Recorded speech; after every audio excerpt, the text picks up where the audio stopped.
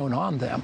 What will you do for small business? Okay, well, first of all, I have to say that Harris is one of my favorite people. And I didn't hear a word she said, and I was hoping it wasn't too devastating a question. But she is a fantastic person. I have to say that, okay? Now that I've said it, because I can't hear Harris. But no, the bill is very much focused on the small business person. It's very much focused on small companies, including restaurants and all sorts of small companies. And what people don't realize, you know, you're talking about these massive, we have the greatest companies in the world. You add them all up, and the small businesses are just about equal in size to these massive companies, of which we have many also. It's the engine of our country, small business. This bill is absolutely aimed at the small business and the worker and the workers of those small businesses and the owners. The owners are going to need help. They're going to need some loans. They're going to need things, and we're going to be able to take care of them because we don't want those small businesses to go out of business, nor do we want the big businesses to go out of business. When they said, Mr. President, we got to shut this down, how hard did you push back? Well, I'll tell you, I never heard of such a thing. We've had flus where we lose 36,000. We've lost as many, I guess, as 78,000 people in 1 year.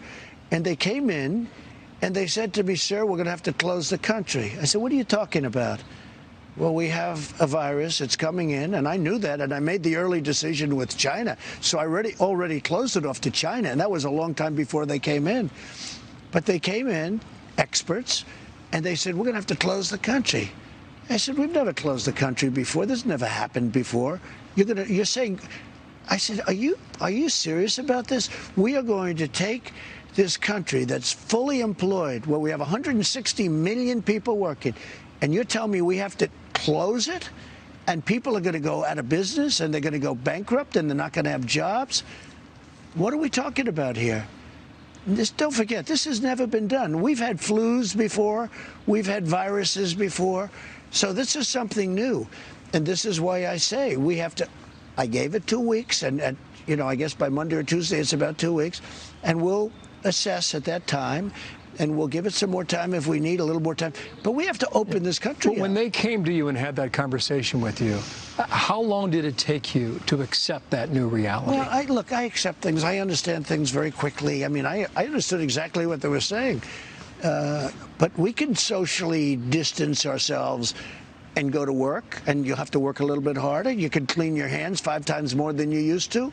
You don't have to shake hands anymore with people. That might be something good coming out of this. Although I must tell you, as a politician, it's a lot warmer when you walk into a crowd and you're shaking a lot of people's hands. You love those people. I'd agree with you. They love me and I love them, you know, but it is a little bit colder. But you won't be shaking hands for at least a while, and things will happen. But we have to put the country to work. Look, you're going to lose a number of people to the flu, but you're going to lose more people by putting a country into a massive recession or depression.